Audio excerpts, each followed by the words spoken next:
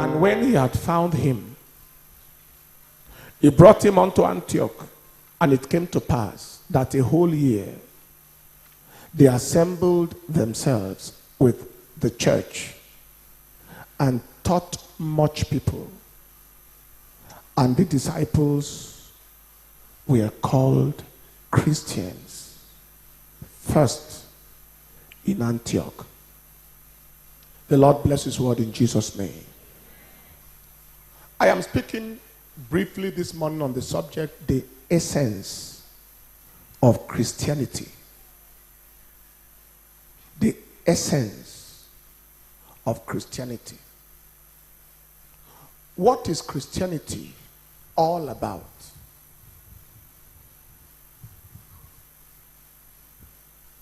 What is the use of going to church? What is the product of going to church? There are those in church today for maybe a part of social activity as well. And there are those in church in search of miracle, problems of life. So let me go and let God help me. What is the essence of Christianity? I want to say that anything we do in church that did not end us in heaven was a waste of life. Waste. What is the use of the miracle of walking out of a wheelchair and ending in hell? The same person that was healed from the wheelchair ended in hell. What is the use of the kind of miracle that the eyes are opened, the blinded eye was open, and then the end is still hellfire? I mean, what is the use being in church and then ending in hell with those who didn't go to church at all? Ending in the same place with prostitutes. Waste. Take your seat. So it is very, very important that we ask ourselves this question: what is the essence of this whole thing? The disciples were called Christians in Antioch. The reason is they observed them. They looked at them. They knew who they were. Anybody who has ever known you before you ever met Jesus should see you now, and the only thing your life reminds him about is Christ. Your life makes me to any attendance to church that does not change a man's life is a waste. And one of the greatest pain to the father is to see unchanged children coming before him all the time, a character intact. Beloved, the greatest tragedy that can befall anybody is to waste time on it, claiming to be serving God, and then finding oneself in the eternal flames of hell. You won't forgive yourself for all eternity. If I had known, I would have been more serious with God.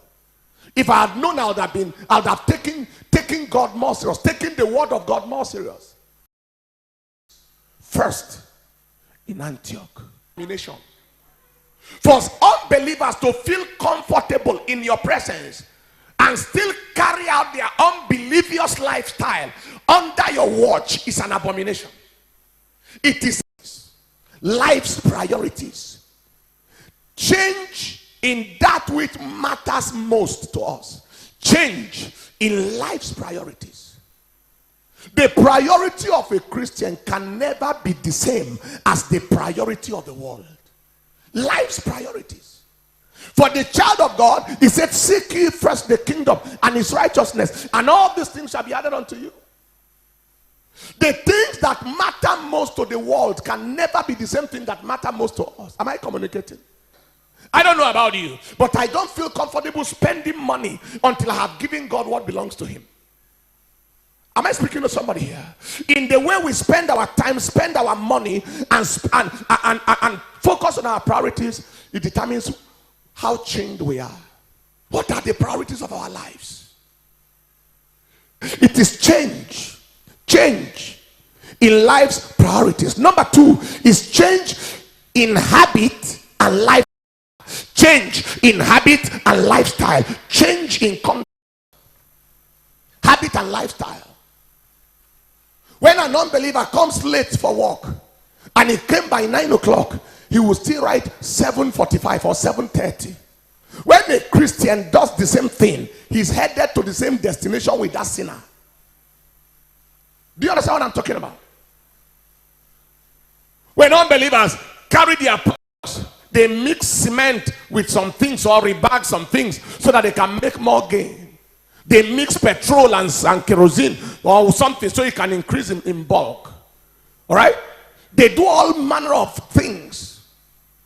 If a child of God has the same kind of habit, he has the same destination with the sinner. We live in a generation today where some examination halls is more like a discussion center. The teacher turns his back. Question papers and answers have been exchanged. There are people with degree certificate today, and that certificate is not higher than toilet paper, than toilet tissue, because they don't deserve such a degree. They cheated their way to have an ordinary paper that is not higher than tissue paper. And then on their destiny's journey, they are wondering why they are struggling. And they are putting pastor under pressure to pray for miracle to happen for a degree that they did not earn. Is somebody hearing something here today? Take your sin in the presence of the Lord. That the whole world is doing it does not make it right. The standard of God remains sure. It remains very, very sure. There are centers they call miracle centers. Nobody fails. A. What a useless A. Hell-bound distinction philology.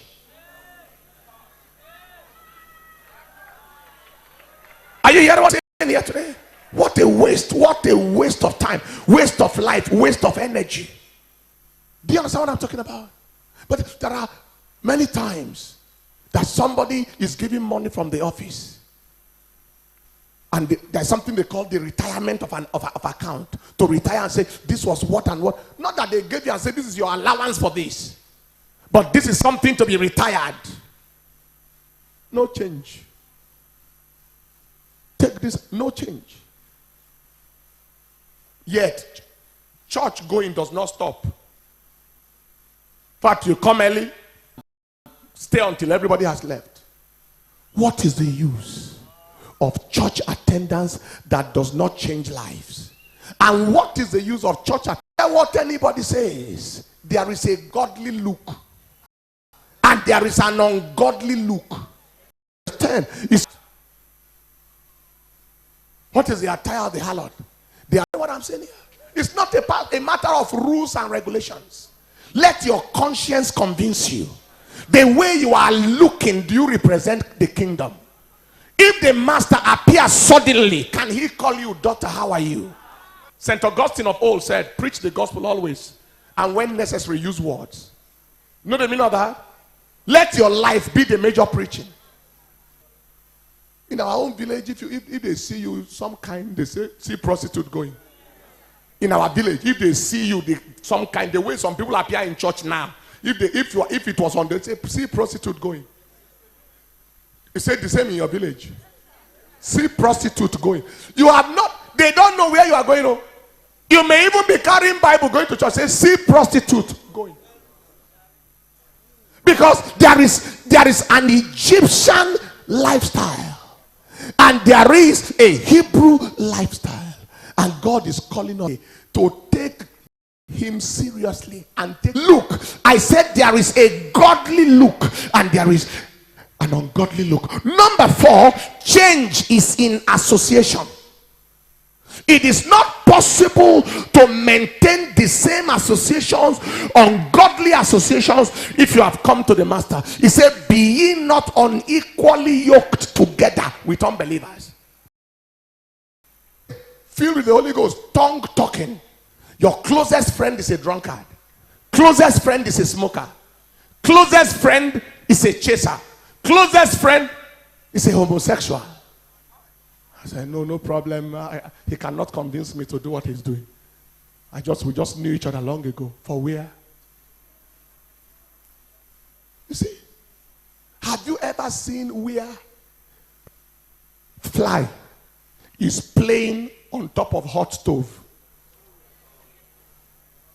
Even if the fly woke up and say, I dreamt a dream, I was on hot stove playing. Is that dream possible? You are fire and they are garbage, and they can be around you and not suffocate. I have people I knew before who avoid me like a plague, because your mere appearance torments their soul. It convinces them. It makes them know that you are wasting your life. Change on time. You haven't preached yet. There is something about you that makes them feel very irresponsible and useless. So they stay away. They stay away. Until they are ready to change, they don't come near you. They call them Christians first in Antioch. Concerning the apostles in Acts of the Apostles chapter 5, he said the rest of the world could not join themselves to them. They found it hard to join to them. Why? Because their lives it was fire, and you cannot play around fire. Take your seat. Change. It is change. It is change. Finally, it is change in atmosphere. Etheric change. You know the meaning of that? Before, there was an ungodly presence around you. Now, when people see you, they feel something. They smell something. They sense something. My wife and I were in a shop in New Jersey. Sister, when unbelievers keep on pursuing you and say, hi, baby, can I check yourself? There is something that is pulling them. If there is that Holy Ghost atmosphere I'm talking about, they look at you with respect. They look at you with dignity. Initially, they may feel attracted because of the favor and the character. But when they come close, they will realize this is not the other type. Is God speaking to somebody here today? Take your seat. I round off by saying, what shall it profit a man if he spends his life in the church and end in hell?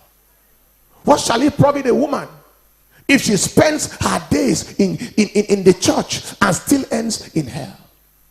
I like to say that nothing is authentic and genuine until change has happened and until our eternity is guaranteed. How do we see change? 2 Corinthians chapter 3 verse 18. 2 Corinthians 3:18 he said, but we all with open face, beholding as in a glass the glory of the Lord, we are permanently under pressure. The lapel is so short. Up to introductions. See, the critical thing is, if God is God, let's serve him. If we are serving, let's serve him well. And if we are not serving him, let's make up our mind so that we don't assume. Papa Oyedepo said assumption brings frustration. We don't assume and then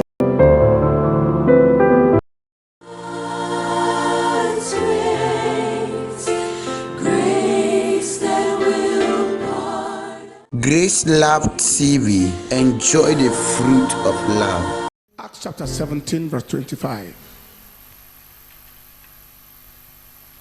Neither is worship with men's hands, talking about God, as though he needed anything, seeing he giveth to all life and breath and all things. I'm looking at the facts of life. God is not worshipped with men as though he needed anything, but seeing he giveth to all life and breath, and all things. What is life all about?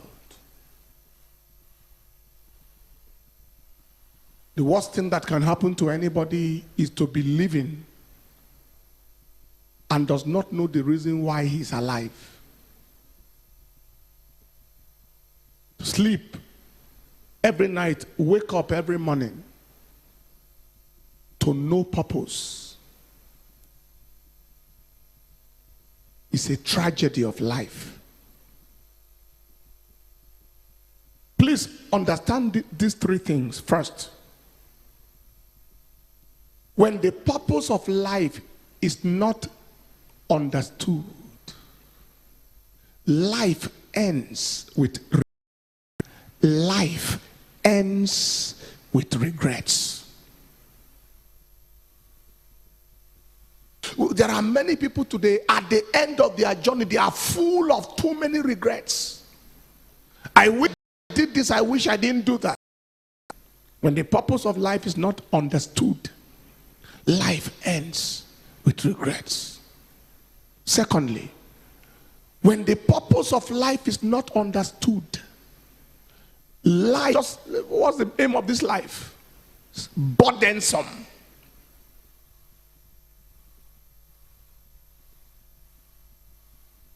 Thirdly, when the purpose of life is not on, because the purpose of life was not understood. What is life all about? 5 facts I'll give you this morning about life. Number 1, life is a gift. He giveth to all life. Life is a gift. Decided to live and he's alive. Life, and you gave it to somebody. When he gave you life, and you, when God looks at your life, is he glad that he made you, or he's sad that he made you? Does it excite God that he did not waste his resources? The way we spend our time, the way we say, I am happy with you. A privilege. What do we mean by that? It's a privilege. It's a privilege because nobody woke up this morning because he decided to wake up. For every single second the man lives, it is a privilege, not a right. Is God speaking to somebody here?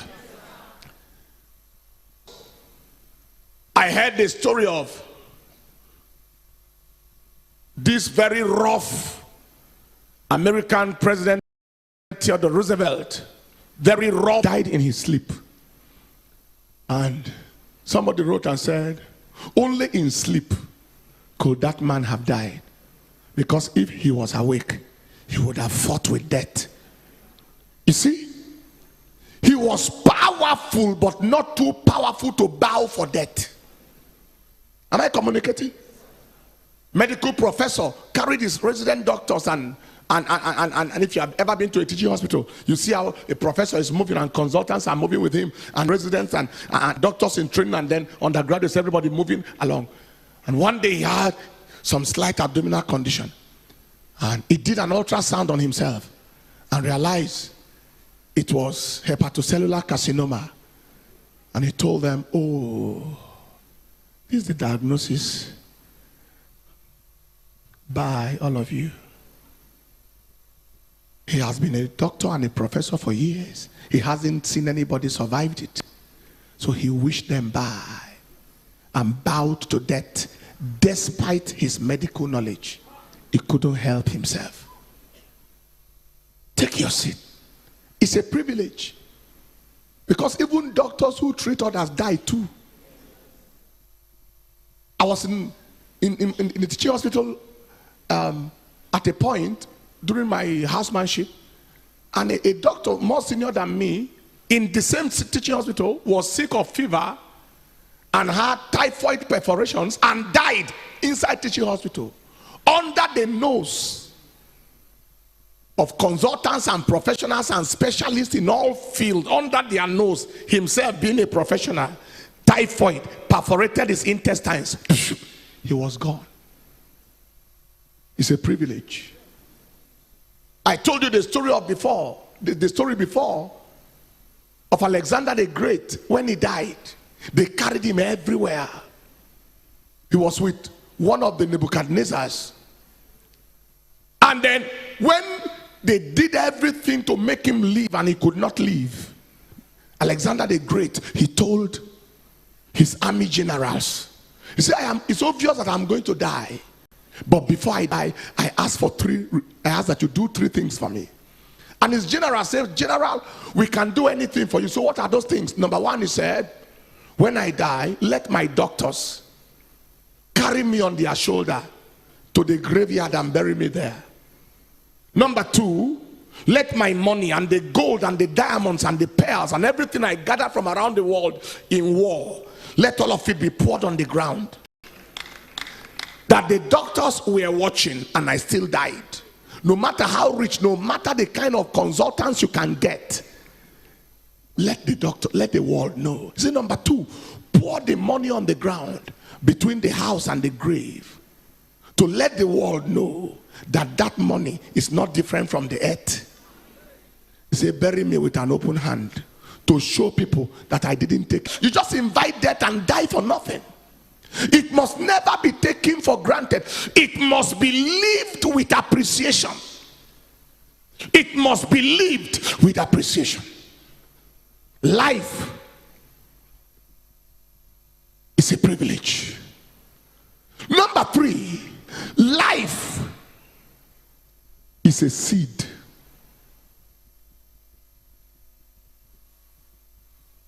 Life is a seed. Life is a seed going to produce a harvest. Life is a seed. The way you live is the seeds you are sowing. Living is seeding. Your relationship with your fellow human beings, your character, your lifestyle, they are seeds you are sowing that is definitely going to produce a harvest. Am I communicating? Hear this. How you live in time determines where you end in eternity. People are sowing seeds with their lives. When you lie against your neighbor, you sow the seed that you reap in time and eternity. When you stole money that is not your own, you sow the seed. When you step into somebody's home, push out the woman, marry the man. All right? The woman doesn't deserve the man. You deserve the man more than the woman. You sow seeds that will generate for you harvest in time and in eternity.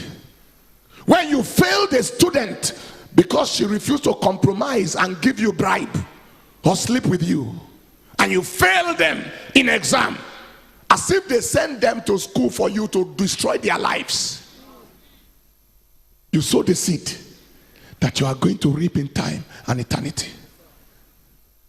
When you carry petrol and mix it with kerosene or something in order to increase the profit, you sow the seed that you will reap in time and eternity. When you carry flour that they used to bake and you mix it with cassava to increase its volume, when you increase, you reduce your age in order to get job, you sow the seed that you reap in time and in eternity. When you lied so you can get visa, you sowed a seed. Are you hearing what I'm saying here today? People are busy sowing seeds on a daily basis. When you lie against your neighbor at the place of work so you can get favor, you sow the seed so that the person can reduce and you can increase. You sow the seed. When they sent you to buy something for your organization and you increase the price so that you and the seller can share the difference, you sow the seed that your children may not recover from. Because he said, when Naaman the Syrian was healed, and Gehazi collected money from Naaman the Syrian, and he was not meant to collect, and he lied.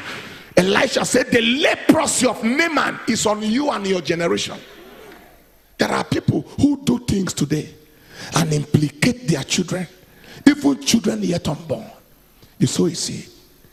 When you collect bribe to pervert justice, you sow a seed. A seed that you reap in time and eternity. Am I communicating? Take your seed. Beware how you live, because your living is your seeding. Living is seeding. I think it was in my 5th year in medical school. We're doing word round. I think I can remember the word 15, where I met a young man. This young man had 3 major conditions, and each of them could lead to a person's death. He had number 1, chronic liver disease of alcoholic origin. Number 2, he had constrictive pericarditis, which was also traceable to alcoholism. And number 3, he had pulmonary tuberculosis, all traceable to alcoholism. The young man was 19 years old. 19. He was in Polytechnic. When I spoke with him, he told me he had lived recklessly in a hurry. He could drink 19 bottles of alcohol in one sitting. His living was his seeding, and his multiple organ affliction was his harvest. Huh? The liver was affected, major organ. The lung was affected, major organ. The heart was affected, major organ. It was his harvest. I looked at him. I led him to Christ. I said, you wasted your life in a hurry. At a young age, you just finished yourself. But I led him to Christ. And I traveled. On my return back, I was told that he was taken to the theater because the heart was so bad. The professor of surgery wanted to do a surgery on him and strip. The pericardium is the outer bag, outer covering of the heart, into which the heart beats like this. And so when it is constricted, the heart has no allowance to beat. All right? So the professor was trying to strip that outer covering in the surgery, and then he died on operation table. From the theater straight to the mortuary. Having lived in a hurry, he sowed seeds that produced negative harvest. I felt so terrible when I returned back, and I was told he died on the table. But I was only consoled a little bit that at least he gave his life to Christ at the dying moment. But he cut short his potential. Everything that could have become of him in this world perished. Any life he was meant to touch vanished. Whatever he was meant to amount to ended abruptly at the frequency of sowing negative seeds that produce negative harvest. Life is a seed. Every time you do something good, you have sown a good seed. Every time you put a smile on somebody's face, you sown a seed that can affect you and affect your children. Every time you touch somebody for God, you sow the seed. Every time you release resources to change lives, you sow seeds. Life is a seed. That was number 3. Number 4, life is a game. It's a game. It's a game. Like a football game. Like volleyball. It's a game. So life is a seed means that you should endeavor to sow good seeds. Now, life is a game. Lived to lose. Jacob lived to win. Just for the satisfaction of his appetite. Esau sold his birthright. He got the meal of a day and lost the right of a lifetime. Am I communicating? That is how it is. Many times we try to gain something and we lose something. It is like you gave 5 naira, you gave 5,000, 50,000 naira, and you got a shoe. What you want to find out is whether the shoe justifies the 50,000. Am I communicating? Am I communicating?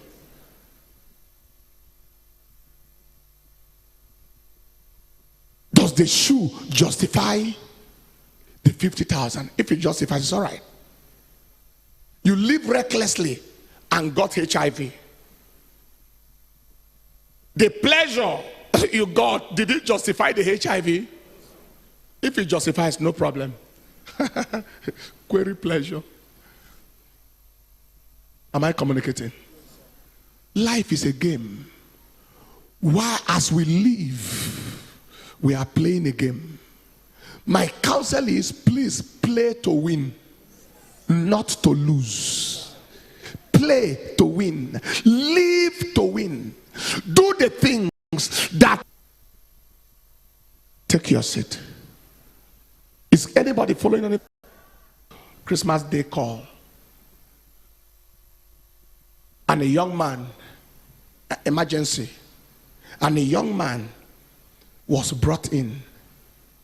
He was riding a motorcycle in the night on Christmas Day that had no light and no brake, and he was drunk. What a game. Maybe he played it before and won, but not on that day. No light, no brake, in the night, drunk. He just bang. He played to lose. His game was a loss. He lost in time and then lost eternally in eternity. Do you understand that? In time he had no life left. In eternity he's going to roast in hell forever, regretting whatever created him. Please don't play to lose. In all the lives and the things we do, ask yourself, am I gaining anything out of this? And is what I'm gaining what I'm going to lose? Play to win. Finally, number 5, life is vapor. James chapter 4 and in verse 14, he said, what is even your life? It is even a vapor that appeareth for a little time and then vanisheth away. It's a vapor. Vapor. That? I think that's a good alarm of July 2060. It means on the 4th of July, you have only one day to live. But you may not be aware. One day, everybody will have only 24 hours. One day. Don't wait for that 24 hours to arrive. Live it now. Hello? Somebody told John Wesley, they said to him, if you have 24 hours to live, John Wesley, the founder of the Methodist Church, what would you do with your life if you have only tomorrow to live? He said, I will continue doing exactly what I am doing now. So there is nothing I would have loved to do I'm not currently doing. I am living my life the way I should live it. That is the meaning of life is a vapor. Not to frighten you. Live. Understand your priorities and understand your posteriorities. Know what to put in front of you and know what to put behind you. Don't bother with what does not matter. Don't spend your lifetime making enemies.